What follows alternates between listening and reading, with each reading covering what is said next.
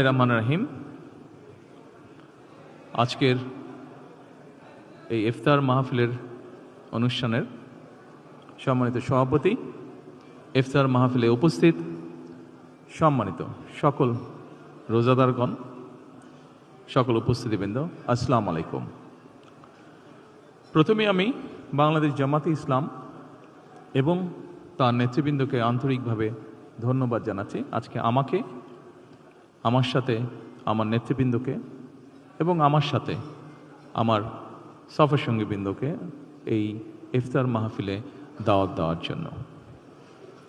সম্মানিত সকল নেতৃবৃন্দ, উপস্থিতিবৃন্দ, আজকে এখানে শুধু আমি নই, এখানে শুধু বাংলাদেশ জামাতে ইসলামের নেতৃবৃন্দ বা কর্মীবৃন্দই নয়, আমাদের বাইরেও এখানে অন্যান্য আরও রাজনৈতিক দলের নেতৃবৃন্দ আছেন।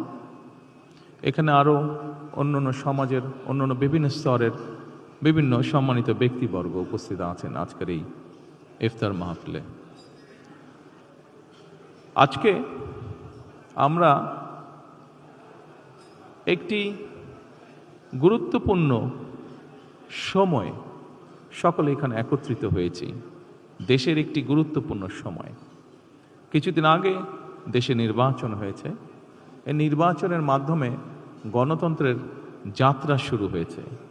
যে গণতন্ত্রের জন্য বাংলাদেশের মানুষ প্রায় এক যুগেরও বেশি সময় ধরে অকাতরে জীবন দিয়েছে, বিভিন্ন অত্যাচার, নির্যাতন, গুম, খুনের শিকার হয়েছে। এত ত্যাগের বিনিময়ে আমরা আজকের এই গণতন্ত্রের যাত্রা, যেটি সূচনা হচ্ছে বা হয়েছে নির্বাচনের মাধ্যমে, সেটির সুযোগ পেয়েছি। এই ত্যাগের মাধ্যমে, এই আত্মত্যাগের মাধ্যমে হাজারো মানুষের অত্যাচার, লক্ষ মানুষের নির্যাতনের মাধ্যমে আমরা আমাদের বাক, ব্যক্তি স্বাধীনতা, গণতান্ত্রিক অধিকার চর্চার সুযোগ আমরা ফিরে পেয়েছি। সেজন্যই প্রথমেই আসুন আমরা আল্লাহর দরবারে শুকরিয়া আদায় করি।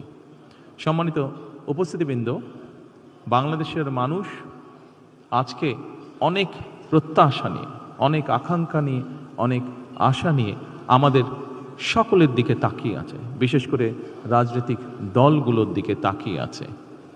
আজকে আমাদের এই ইফতার মাহফিলে আসুন আমরা আল্লাহর নামে শপথ গ্রহণ করি যে আমাদের আগামী দিনের কাজগুলো হবে এই দেশের মানুষের ভাগ্য পরিবর্তনের জন্য।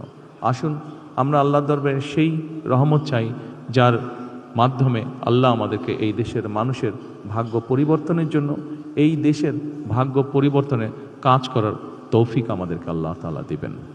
পরিশেষে আমি আবারও বাংলাদেশ জামাতে ইসলাম এবং জামাতে ইসলাম নায়েবে আমির শফিক সাহেব সহ সকল নেতৃবৃন্দকে আন্তরিক ধন্যবাদ জানাচ্ছি আজকে এখানে আমাদেরকে দাওয়াত দেওয়ার জন্য।